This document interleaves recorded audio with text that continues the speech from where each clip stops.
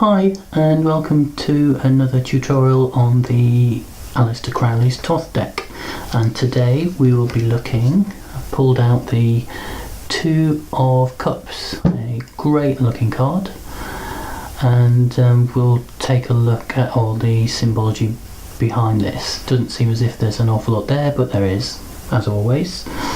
We'll start off, before we go into the symbolism there, I'll just take a little quote from this book by Duquette. I think, as I'd said last time, I do have issues with the book, but it is really good in many ways. And he talks about one thing I do like about the book is he gives little anecdotal conversations between Crowley and Frieda Harris, who designed the deck. They designed it between the two of them, and when they were given an exhibition of the paintings, because the deck never actually happened as a tarot deck in their lifetime. It was after they both passed on that the deck was published. So they used to give exhibitions, or at least Frieda Harris did, of the paintings, and Duquette basically says that at one of these exhibitions, Frieda Harris asked a 2-year-old girl which was her best card out of the whole exhibition, and she came up with this card. And when she asked her again 10 minutes later, the girl went straight back to this card again. So kids do have a very strong intuitive sense to them, so that tells you something about the attractiveness of this card, I think. So okay, we'll now take a closer look at it and break it down. Okay, so now we'll look at the card in detail, and lovely, great looking card, very sunny, very uplifting, not like some of the dark clouds looming on the horizon with some of the Crowley deck. Okay, so as I said, you've got the blue clear sky above, and you've got the yellow green seas down below there. Lotus blossom in the top here, and the two cups in the foreground. So there's a fair bit going on here, even though it may look quite a simple card. So we'll have a look at how this relates to the Tree of Life, and this would be on the second Sephiroth here. First one being Keter, third one Binah, and this is the second. All the twos relate to this Sephiroth. What Crowley says is that even though it's the second Sephiroth here, we really practically have to think of it as the first, because he says that Keter, the first one, is unmanifest spirit, and we can never know it. I'd like to add that the mind can never know it, but if anybody's experienced having states of consciousness beyond the mind through meditation, or perhaps they've developed that way, then it is possible to know further up the tree. But that's for another time. Okay, so we've got Ogmar there. The other thing he says is that it's harmonious because it's the first type of manifestation of the element. So as the energy passes down the tree, thus it becomes more and more contaminated, more unpure as it travels down to Malkuth, which is the earth. So we've got the 2 and the 10. If we look back at the card here, that's reflected in the card. We've got the 2 going into the 10 streams here, and what that is meaning what the relevance of that has in terms of the divinatory aspect of the card is that it's a love that's going to be manifest either right now, imminently, or is being manifest. It's something which is actually tangible. It's coming down to earth. So it's not somebody's idea, it's not a dream, it's something that's actually going to be very tangible. And it may be talking about universal love, such as we can experience in meditation, or it could be talking about personal love, and the two are very different. We'll be having a question and answer on that on my website, at some point, going through the differences between those, but the principle of the 2 to the 10 is the meaning of the Kabbalistic aspects of it there. So if we go into the symbology, 2 dolphins, they look the same, but they're not. You've got a yellow-eyed dolphin on the left, indicating the sun, the masculine side, and they've got 5 dorsal fins there going towards the stem. The 5 represents the 5th trump from the Fool, which is the Emperor. So you've got masculine on this one.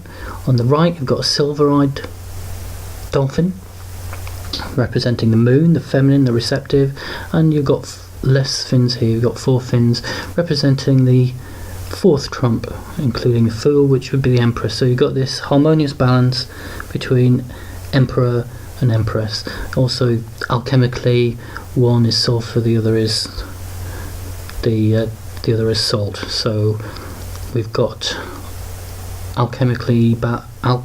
we've got balance from an alchemical point of view, and also from the colours, and numerologically it's all sort of intermingled in there.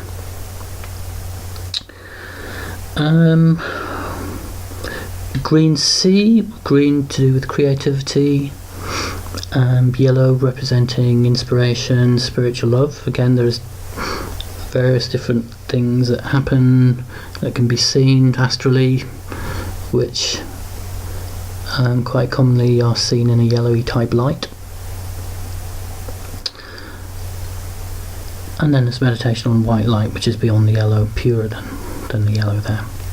Okay, we just briefly look at the equivalent in the Rider-Waite deck again. We'll go through this when I go through the Rider-Waite deck, but you've got a principle of harmony there, so it's a really nice card to have. Okay, back to the Thoth. A couple of quotes from Crowley. He says it refers to the love which recovers unity from individuality. So it's implying when you get to know someone very closely, those barriers of division are broken down and you almost become one with that person, which is one of the big principles of love, whether you're meditating on universal love or whether you're experiencing love within a relationship. That element of division is actually broken down.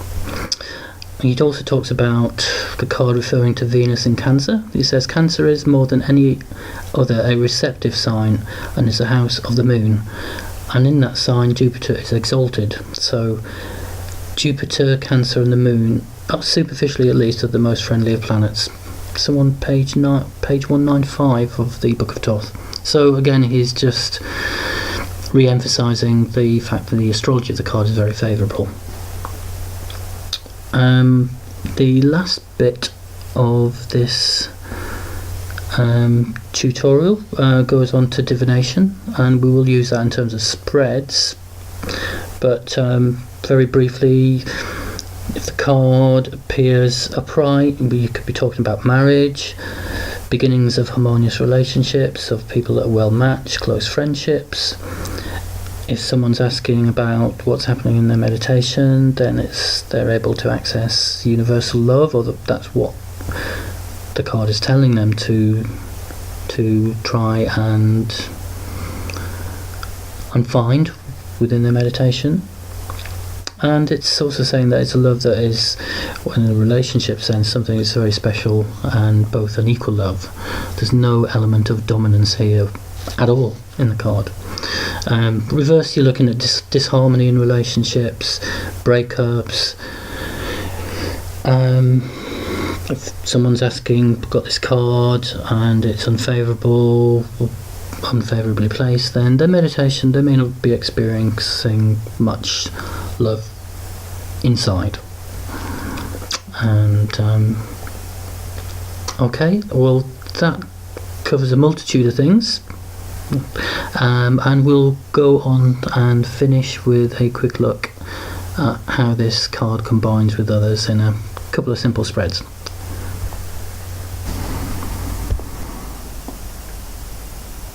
Okay, for the last section we will just look at the Two of Cups within a reading. So if we've pulled it as a card of the day, then this is reminding us of the love that is in our life, which can be part of a close friendship, a relationship or marriage, and it's asking us just to reconnect with that and just make sure that we appreciate that within our life, because it is a very nourishing thing, and life has a habit of getting in the way a lot of the time. So it's really a positive reminder for us to reconnect with those sort of things. With regards to if we're asking about meditation, then I think, as I indicated in the first part of the video, that it's to do with universal love, which is somewhat different to personal love. And maybe this person who draws this is looking at their spirituality in more of an intellectual way, whereas the thing that underpins creation is universal love. That's the thing that binds everything together. So it's reminding us, if our question is about our spiritual path, that this is the most important thing to be connected with, and everything springs from that. So we'll just look at two cards which we've come across, and we'll just aspect the two. So if gain is aspecting love, then this brings a more practical earthly matter into the reading, because it's, in a nutshell, what it's saying is that in order to get the benefits of the Nine of Discs, which is material gain, comforts, then we need to be doing something that we love, which is common sense, really. Astrologically, we've got the two Venus in both cards, so again that is a very strong indication of that one leads to the other, and that the two are very interconnected. So if we look at a more stubborn aspecting, we could look at the Four of Swords aspecting the Two of Cups. The energy in this card, as you can see in the Two of Cups, is flowing. The energy in this card is definitely not flowing. You've got a full stop, in a sense, in the middle of the card with the chaos surrounding it. So this does actually bring a full stop of energy to the flowing energy of the Two of Cups. So this, in a reading, would indicate that maybe this person has needed to take time out of a relationship, or at least stop the relationship going too deep too quickly, perhaps. Maybe they've got issues with that person that needs to be resolved. Maybe they've got issues from the past that needs to be resolved. But there's some sort of temporary